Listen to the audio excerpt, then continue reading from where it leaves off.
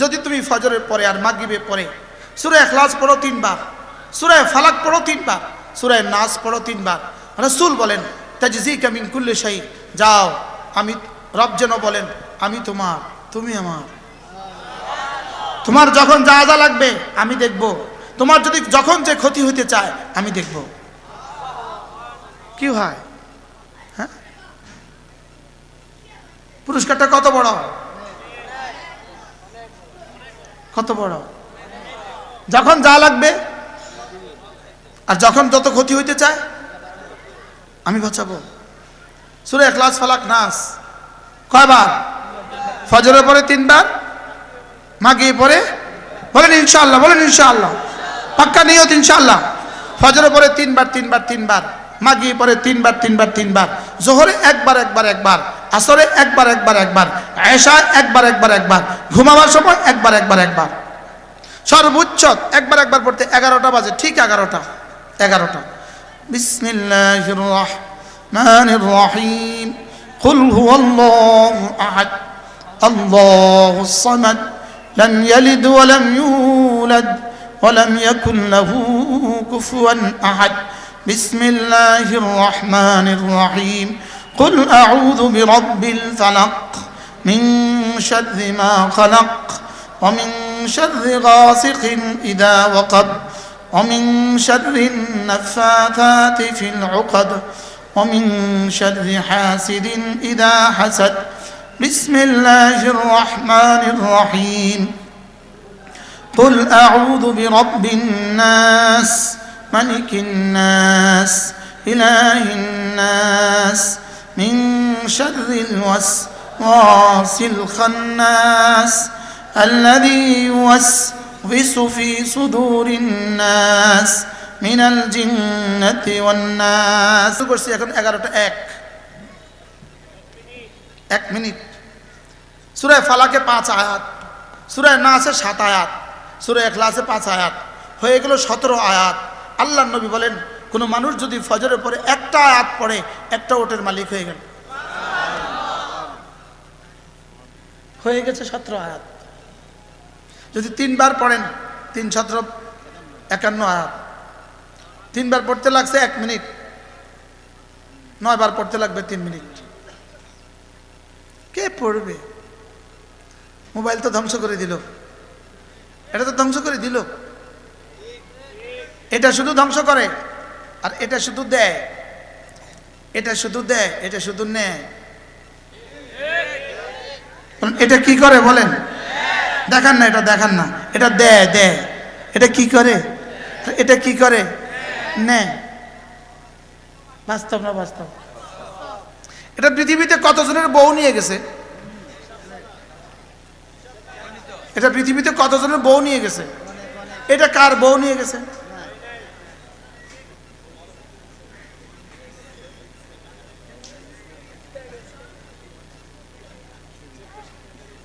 এটা কারোর বউ নিয়ে গেছে?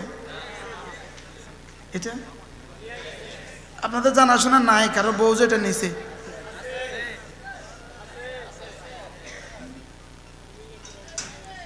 কুমিল্লা একটা রংপুর নিয়ে গেছে, ইটালি তো নিয়ে আইছে কুমিল্লা, এটা না কইবা। এটা নেয়, এটা নেয়, এটা নেয়, এটা দেয় না, এটা দেয়, এটা দেয়, এটা দেয়, এটা নেয় না। এটা কি করে বলেন? দেয়। এটা কি করে? নেয়। এই জন্য আমি ছোট্টটা রাখছি যেন নেওয়ার সুযোগ বেশি না পায়। কি এটা দিতে পারে?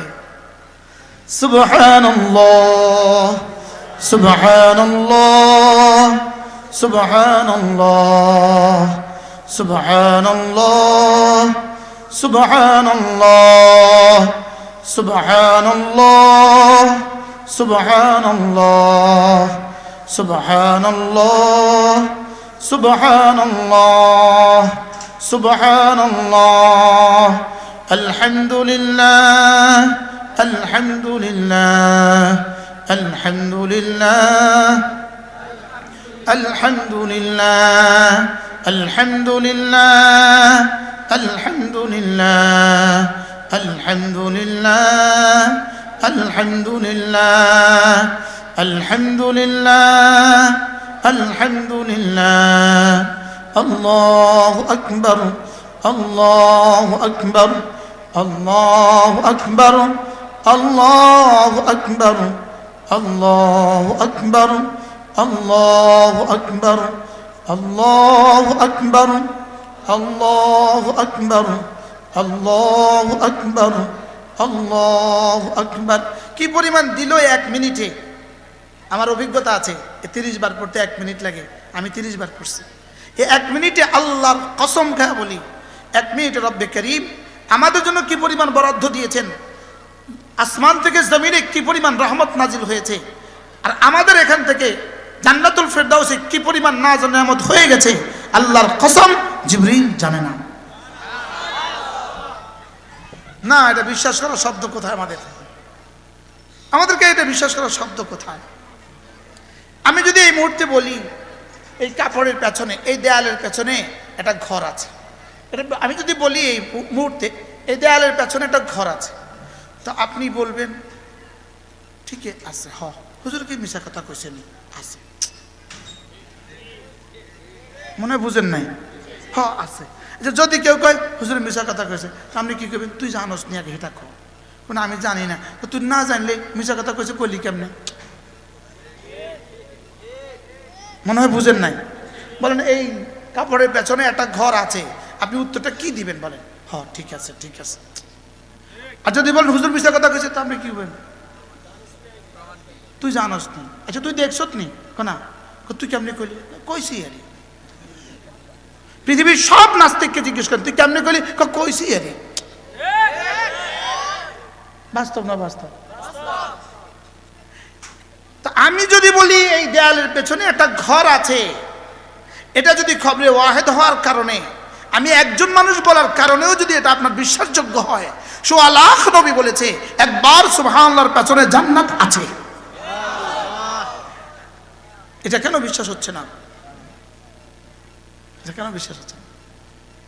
এটা কেন বিশ্বাস হচ্ছে না? একবার সুবহানাল্লাহর নেকি যদি আসমানের উপরে রেখে দিত, 7 আসমান ভেঙে জমিনের সাথে মিশে যেত। লেকিন আমাদের বিশ্বাস হয় না, আমাদের বিশ্বাসের দুনিয়া মরে গেছে।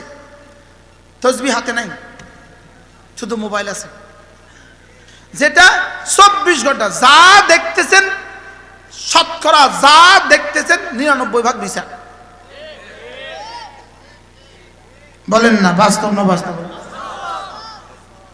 99 ভাগ কি মিছা? মিছাও না, মিছারও তো একটা ধরন আছে, মিছারও তো একটা ধরন আছে। লেকিন এটার পেছনে চলছে। এটা কিন্তু ছায়া নয়, এটা কিন্তু ভিতরে যে নারী আছে এটা ছায়া নয়, এটার ভিতরে যে নারী আছে এটা ছবিও নয়, এটা ছবির ছায়া। বলেন কি বলছি? আচ্ছা এটা কি? এই নিচে যেটা পড়ছে এটা কি? ছায়া। এটা কি? ছায়া। ছায়ার মধ্যে গান আছে, ছায়ার মধ্যে কি কি আছে? তাহলে এটার ভিতরে যা আছে সব কি? ছায়া নয়, ছবির ছায়া। বাস্তবের ছায়া না ছবির ছায়া? হ্যাঁ, এটা ছবির ছায়া। আচ্ছা উপর দিয়ে পাখি উড়ে যায়, নিচে জমিনে ছায়া পড়ছে, এই ছায়ার মধ্যে পিছনে একজন ছুটতেছে ছায়া ধরার জন্য। এই ছায়া যেদিন ধরতে পারবে, মোবাইলে যার দিকে তাকায় তাকায় রাত দিন দিতেছ, ওটাকে তুমি ওই দিন পাইবা।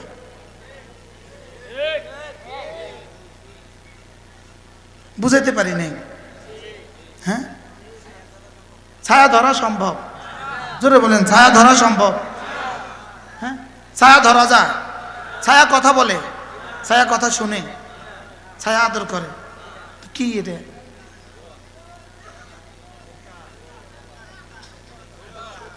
জোয়ানরা বলেন, সবাই বলেন, আবার বলেন, সবাই বলেন। আর কত ধোঁকা খাবেন? ফালা তাগুররান্নাকুমুল হায়াতুদ দুনিয়া।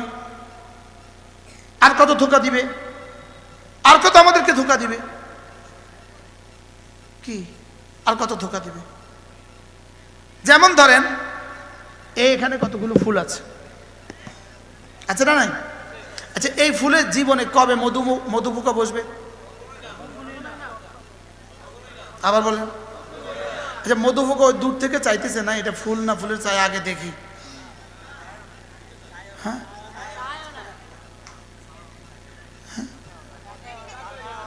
আচ্ছা, এখানে জিলাপির ছবি দিয়া একটা পোস্টার বানায় দেন না, 1000 জিলাপির ছবি দিয়া, দেখেন তো মাছি বইয়েনি। হ্যাঁ, আচ্ছা, টেলিভিশনে সারা পৃথিবীর সবচেয়ে মোটা তাজা গাভীটা দিয়ে দেন তো। টেলিভিশনে গাভী নাচতেছে, এবার একটা ষাঁড় টেলিভিশনের সামনে রাখা দেন তো, দেখেন তো চোখ তোলেনি। হ্যাঁ, তুলবে কেন?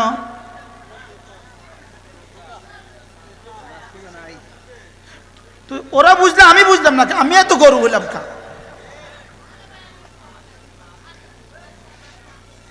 এবার গরু বেশি বুদ্ধিমান হয়েছে না আমি বেশি বুদ্ধিমান? হ্যাঁ, আশ্চর্য না? মাছি বেশি বুদ্ধিমান হয়েছে না আমি বেশি বুদ্ধিমান? জিলাপির ছবির মধ্যে মাছি বইয়ে, হলে মিষ্টির দোকানের ছবির মধ্যে তো মাছি বইয়ে পুরে থাকতো। মিষ্টির দোকানের ছবি আছে না, জিলাপির ছবি, লাড্ডুর ছবি আছে না নাই বলেন? এটার মধ্যে কখনো মাছি বসে? কেন বসে না? ছায়া আছে। আমি আর আপনি কি মাছির বুঝ থেকেও কম আমাদের বুঝ? আমি আশরাফুল মাখলুকাত। এটার ভিতরে কি ঢুকলো আমার বুঝে ধরে না ভাই। এটা আমরা একটু বুঝাই কম চাই।